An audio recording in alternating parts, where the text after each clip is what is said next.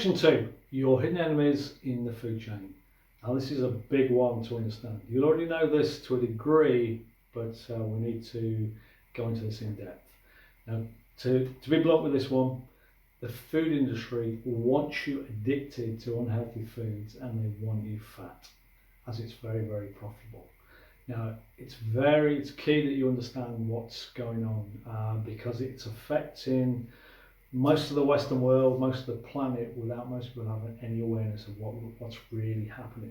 Okay, but right, to get to the point, or just to rewind, Stephen was looking at a gardening book 3 or 4 years ago, and one thing that he noticed, or he could not notice, that when you go back generations, all the gardeners in the book were very, very slim, pre-1980s, and then from the 1980s onwards, they all started to gain a lot of body weight. Which seemed to increase as he got past the millennium. And then he started looking at his own family's photo albums, going back generations and current, and it was an identical pattern. And I think if we all reflect on photo albums, we already know this. And what changed, it's quite obvious really, the availability of fast foods and highly processed foods over the last 30 to 40 years, where they've become part of everyday life and so wildly available, abundance of highly processed foods. We can go down any sort of general high street town centre and we're just awash with restaurants, fast food, supermarkets full of highly processed foods. Now, it's the ingredients where the manipulation is going on that most people don't realise. Genetically, humans haven't changed for 30,000 years, but the food system has, where our day-to-day diets have changed into a dangerous level and most people are completely unaware of it. Okay, let's give you a real life example. Let's take the good old apple. Now this has one ingredient, apple. Made in nature, it's in tune with your body, it's very good for you. Full of fibre, sweet taste, not as sweet as highly processed food. Sweet taste to a degree, and it helps you on multiple levels, many, many benefits. Now we take something that's seen as very pleasurable, fast food, processed food. Now what I have to hand here is some McVitie's Hobnobs OT bars. And we look at the ingredients. On the box, you can see there's 40 odd ingredients there. In addition to the 100% whole grain oats, which is a good thing. On its own is very good, 100% whole grain. Add everything else in, there are hidden dangers. It's got many things such as flavouring agents, emulsifiers, hidden sugars, you name it. It's when you look at them in isolation, you've got many, many ingredients there that are not in tune with the body. Now what they've done, and this is the big manipulation, they have taken all these experts who, through trials, have made foods very, very pleasurable. So when you bite into it, it hits the pleasure centres immediately, gives you a big rush of dopamine, and you feel really good.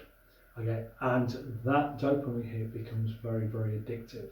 Now take fast food for example, or a chocolate bar, highly processed chocolate bar. You bite into it, feels good, you get a bit of energy, and then when that energy is dealt with by the blood sugar increases. Once that's sort of moved through your system, you have a bit of a crash, and then you want that high again. So the tendency is to go and eat more processed, unhealthy foods. That's not just humans. When they did many experiments with rats and mice, giving them highly addictive substances, foods, and then the normal food, and they got addicted just the same way, even to the point where they would suffer pain, shocks to get the addictive food because it gives them the dopamine high and it turns on the pleasure centres. Now, you eat an apple, it's satisfying, fills you up, it has many, many benefits, but you eat something that's not so good. There's little nutritional value in fast food, despite the advertising, but once it's gone through your system, yeah, there's the side effects from all these hidden sugars, hidden flavourings that can have a detrimental effect, where it can create bloatedness, sluggishness, headaches. Very good film to watch, probably getting on for 20 years ago now, is a film called Super Size Me, where the guy did a documentary and he ate McDonald's for 30 days straight. By sort of 2 or 3 weeks in, he felt absolutely terrible because all these flavourings, emulsifiers, sweeteners, mostly hidden sugars, are not in tune with the body, and they start to cause problems, issues, health issues, and make you feel pretty crappy. Okay, so it's understanding this manipulation, that the food industry is being manipulated in a very big way to get us to want more. It's that dopamine hit that through and clever marketing, where you taste the burger, feels great. Okay, then once that wears off, you want that dopamine hit again. So the tendency is to go and have more of the same thing. So it's very, very easy to get addicted to the wrong foods because they're being engineered to make us want to go and eat them. Okay, so that's the first one. Now, if we go back to the gardening book and we look at previous generations who were all a lot slimmer in the photographs pre-1980s. Now, we may think that they ate less. They just had a simpler diet, but they still ate lots of sugars and fats. Give you an example. They used to eat lots of puddings, homemade cakes. Here's a homemade cake. It's what my neighbour brought round for cutting the grass, my neighbour Carol. You'll see a few of those in their programme as you go through it. As if you watched all these videos in sequence, you know I love a slice of cake. Now the difference is from highly processed to, let's say, home baking. This one, milk, flour, sugar, eggs, few walnuts. The ingredients there's only a few ingredients that make this up. Okay, so if I ate loads and loads of these, yes, I'll put on weight, but it doesn't mess around in the same way with all these hidden sugars and emulsifiers and all these things that are out of tune with my body. In isolation, the ingredients are all okay. But you start adding 30 or 40 highly manufactured